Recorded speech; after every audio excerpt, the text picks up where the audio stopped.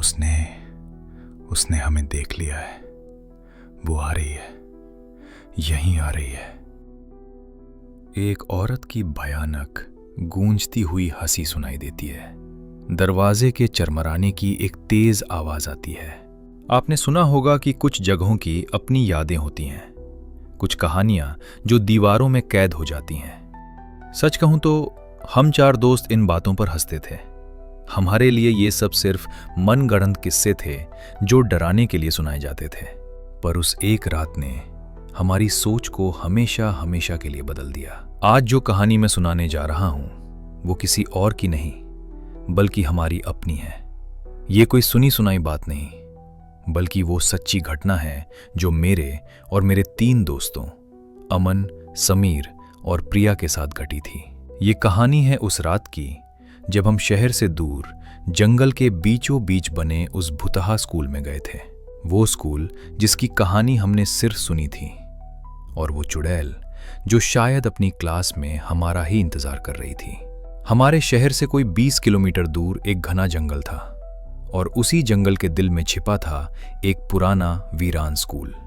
लोग कहते थे कि सालों पहले वहां एक भयानक आग लगी थी जिसमें एक टीचर और कुछ बच्चे मारे गए थे। उस हादसे के बाद से स्कूल हमेशा के लिए बंद हो गया। अफवाह ये थी कि आज भी उस टीचर की आत्मा एक चुड़ैल बनकर वहां भटकती है। वो आज भी अपनी क्लास लेना चाहती है और जो कोई भी गलती से वहां पहुंच जाता है उसे हमेशा के लिए अपना स्टूडेंट बनाकर कैद कर लेती है। हम चारों दोस्त कॉलेज में थे, जोश से भरे हुए और शायद थोड़े बेवकूफ भी। मेरा नाम रोहन है और सब मुझे ही ग्रुप का लीडर समझते थे, जिसे हर चीज में रोमांच चाहिए होता था। अमन थोड़ा प्रैक्टिकल था, जो हर बात के पीछे साइंस और लॉजिक ढूंढता था। प्रिया शांत और सब कुछ गहराई से महसूस करने वाली। और समीर, वो हमारा प्यारा सा डरपोक दोस्त था, जिसकी हिम्मत उसके दिल में कम और जुबान में ज्यादा थी। एक शाम हम सब कैंटीन में बैठे थे कि तभी उस स्कूल की बात फिर से छिड़ गई। समीर बोला, यार सुना है कल अमावस की रात है। कहते हैं उस रात स्कूल से अजीब अजीब आवाजें आती हैं। मैं हंस पड़ा, तो क्या चलें फिर, देख आते हैं तेरी चुड़ैल को। आज हो ही जाएगा दूध का दूध और पानी का पानी। अमन ने अपनी कॉफी पीते हुए कहा, कम ऑन यार रोहन, ये सब बकवास है। पुरानी बिल्डिंग है, हवा से दरवाजे बजते होंगे, जानवर रहते होंगे, लोग उसे ही भूत चुड़ैल का नाम दे देते हैं। लेकिन प्रिया, जो अब तक खामोश थी, धीरे से बोली, लेकिन अगर ये सब सच हुआ तो? उसकी आंखों में डर और जिज्ञासा का एक अजीब सा मेल था, और मेरे लिए बस इतना ही काफी था। मेरे अंदर का एडवेंचर जाग चुका था। मैंने चैलेंज किया, डर गए क्या सब? अगर हिम्मत है तो कल रात वहीं मिलेंगे, साबित कर देंगे कि भूत वूत कुछ नहीं होते। समीर ने कांपती आवाज में मना करने की कोशिश की, लेकिन ग्रुप प्रेशर में उसे मानना ही पड़ा। अमन भी इस अंधविश्वास का पर्दाफाश करने के लिए तैयार हो गया, और बस हमने अपनी जिंदगी की सबसे बड़ी गलती की तरफ पहला कदम बढ़ा दिया था। अगली रात हम चारों बाइक पर उसी जंगल के रास्ते पर थे। अमावस की रात थी, चांद बादलों के पीछे छिपा था और अंधेरा इतना घना था कि बाइक की हेडलाइट भी कुछ ही दूर तक रोशनी फेंक पा रही थी। समीर तो मेरे पीछे डर के मारे चिपका हुआ था। भाई वापस चलें क्या? मुझे बिल्कुल अच्छा नहीं लग रहा। अब चुपचाप बैठ, मैंने उसे डांटा, बस पहुंचने ही वाले हैं। कुछ देर बाद पेड़ों के बीच से हमें वो पुरानी 2 मंजिला इमारत दिखाई दी। स्कूल का लोहे का गेट आधा खुला था, मानो हमारा ही स्वागत कर रहा हो। जैसे ही हम अंदर आए, गेट हमारे पीछे एक जोरदार चरमराती आवाज के साथ बंद हो गया। हम चारों बुरी तरह उछल पड़े। ये हवा से हुआ है ना? समीर ने हकलाते हुए पूछा। हम मुख्य इमारत की तरफ बढ़े। स्कूल का गलियारा लंबा और बिल्कुल अंधेरा था। हमारी टॉर्च की रोशनी में धूल और मकड़ी के जाले चमक रहे थे। दीवारों से प्लास्टर उखड़ रहा था। तभी प्रिया ने फुसफुसाकर कहा, चुप, सुनो। हम सब वहीं जम गए और फिर हमने वो आवाज सुनी, एक बहुत ही धीमी, लगभग ना के बराबर बच्चों के पहाड़े पड़ने की आवाज।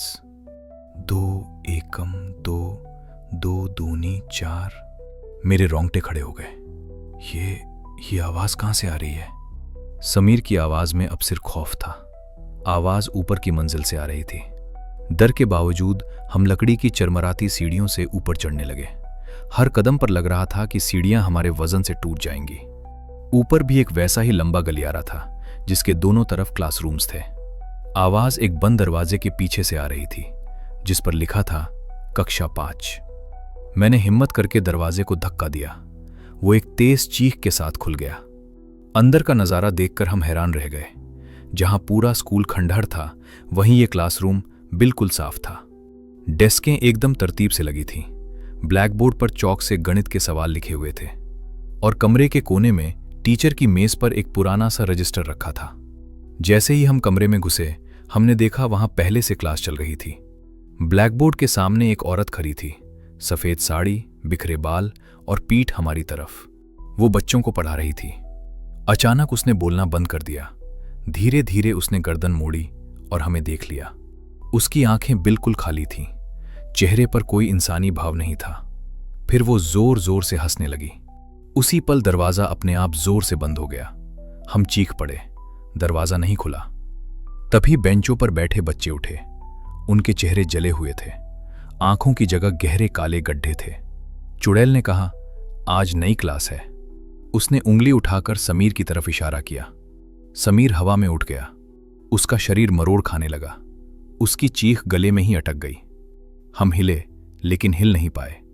चुड़ैल हमारे पास आई। उसका चेहरा हमारे बिल्कुल सामने था। उसने फुसफुसाकर कहा, जो मेरी क्लास में आता है वो घर नहीं जाता। और फिर लाइट अपने आप जल गई। क्लासरूम खाली था। कोई चुड़ैल नहीं, कोई बच्चे नहीं, बस दरवाजा खुला था और ब्लैक बोर्ड पर लिखा था, आज की हाजिरी पूरी हो चुकी है, अगली बारी तुम्हारी है। तो कैसी लगी आपको ये कहानी? अगर इसने आपके भी रोंगटे खड़े कर दिए तो वीडियो को लाइक जरूर करना। इसे अपने उन दोस्तों के साथ शेयर करो जो खुद को बहुत बहादुर समझते हैं। और हाँ, ऐसे ही और सच्ची कहानियों के लिए हमारे चैनल को सब्सक्राइब करना मत भूलना। अगर आपके पास भी कोई ऐसा डरावना अनुभव है तो नीचे कमेंट्स में हमारे साथ जरूर शेयर करें। हमें आपकी कहानियों का इंतजार रहेगा। तब तक अपना ध्यान रखें।